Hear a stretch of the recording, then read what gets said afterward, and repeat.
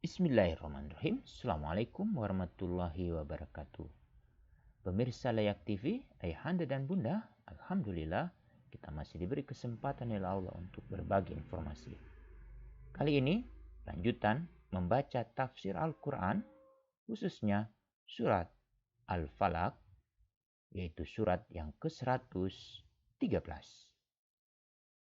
Sumber tafsir ini berasal dari Quran Kemenak Go.id. A'udzu billahi minasy syaithanir rajim. Bismillahirrahmanirrahim. Qul a'udzu birabbil falaq. Katakanlah, aku berlindung kepada Tuhan yang menguasai subuh atau fajar. Tafsir ayat ini adalah dalam ayat-ayat berikut ini Allah memerintahkan kepada Nabi Muhammad sallallahu alaihi wasallam dan seluruh kaum muslimin supaya selalu berlindung kepada Tuhan pencipta semua makhluk agar terpelihara dari segala macam kejahatan atau akibat kejahatan yang ditimbulkan oleh makhluk-makhluk yang telah diciptakannya. Min syarri ma khalaq, dari kejahatan makhluk yang Dia ciptakan. Min syarri ghasikin idza waqab, dan dari kejahatan malam apabila telah gelap gulita.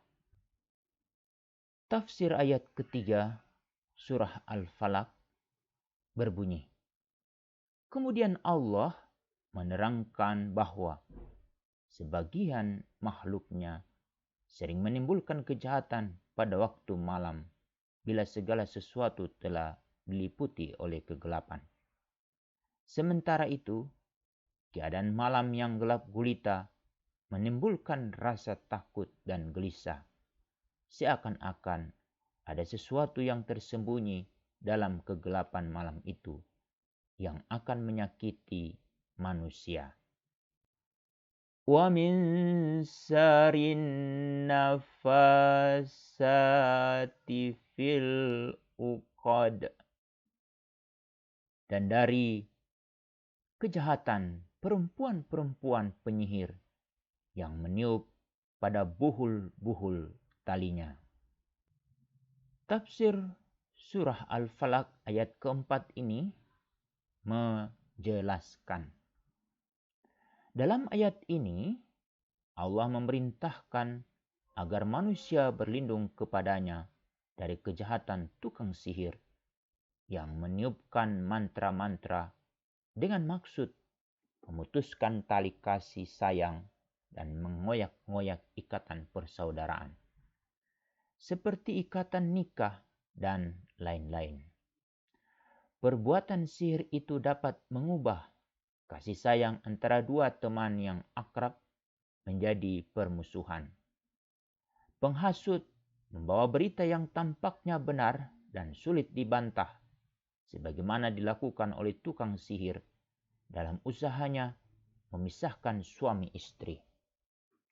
Jumhur ulama berdasarkan hadis sahih yang menerangkan bahwa Rasulullah sallallahu alaihi wasallam disihir oleh Labid al-Asham. Hal ini tidak mempengaruhi wahyu yang diturunkan Allah kepadanya, namun hanya jasmani dan perasaan yang tidak berhubungan dengan syariat.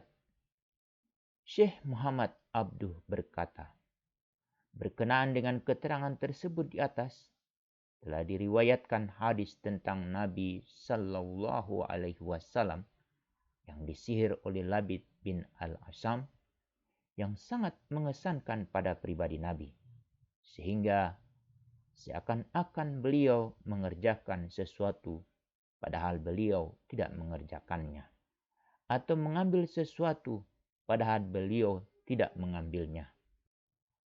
Lalu Allah memberitahukan kepadanya tentang tukang sihir itu. Kemudian dikeluarkan sihir itu dalam hatinya. Lalu Nabi Shallallahu Alaihi Wasallam menjadi sehat kembali dan turunlah surah ini. Nabi Shallallahu Alaihi Wasallam kena sihir sehingga menyentuh akal yang berhubungan langsung dengan jiwa beliau. Karena itu, orang-orang musyrik berkata, sebagaimana firman Allah, kamu hanyalah mengikuti seorang laki-laki yang kena sihir. Al-Isra ayat 47. Di sisi lain, yang wajib kita yakini bahwa Al-Quran adalah mutawatir dan menyangkal bahwa Nabi Shallallahu Alaihi Wasallam kena sihir. Karena yang menyatakan demikian itu adalah orang-orang musyrik. Al-Quran mencela ucapan mereka itu. Hadis tersebut seandainya termasuk di antara hadis-hadis sahih, tetapi tergolong hadis ahad yang tidak cukup untuk dijadikan dasar dalam akidah. Sedangkan kemaksuman nabi-nabi adalah merupakan akidah yang telah dipegangi dengan yakin. Terhindarnya Nabi Shallallahu Alaihi Wasallam dari sihir bukanlah berarti mematikan sihir secara keseluruhan. Mungkin seseorang yang kena sihir menjadi gila, akan tetapi mustahil terjadi pada Nabi Shallallahu Alaihi Wasallam, karena Allah menjaga dan melindunginya. Menurut Atta Al-Hasan dan Jabir, surah Al-Falaq ini adalah surah Makkiyah yang diturunkan sebelum hijrah. Sedangkan yang mereka tuduhkan bahwa Nabi Shallallahu Alaihi Wasallam kena sihir di Madinah. Oleh karena itu, sangat lemah untuk berpegang pada hadis tersebut dan untuk menyatakannya sebagai hadis sahih. Umat Islam harus berpegang pada nas Al-Quran. Tidak perlu berpegang kepada hadis ahad tersebut. Wa min syarri hasidin iza hasad. Dan dari kejahatan orang yang dengki apabila ia dengki. Tafsir surah Al-Falaq ayat ke-5 menjelaskan. Dalam ayat ini, Allah memerintahkan kaum muslimin untuk berlindung kepadanya dari kejahatan orang-orang yang dengki bila ia melaksanakan kedengkiannya dengan usaha yang sungguh-sungguh dan berbagai cara untuk menghilangkan nikmat orang yang dijadikan objek kedengkiannya, dan dengan mengadakan jebakan untuk menjerumuskan orang-orang yang dengkinya jatuh ke dalam kemudaratan. Tipu muslihat yang dijalankannya itu sangat licik sehingga sulit diketahui.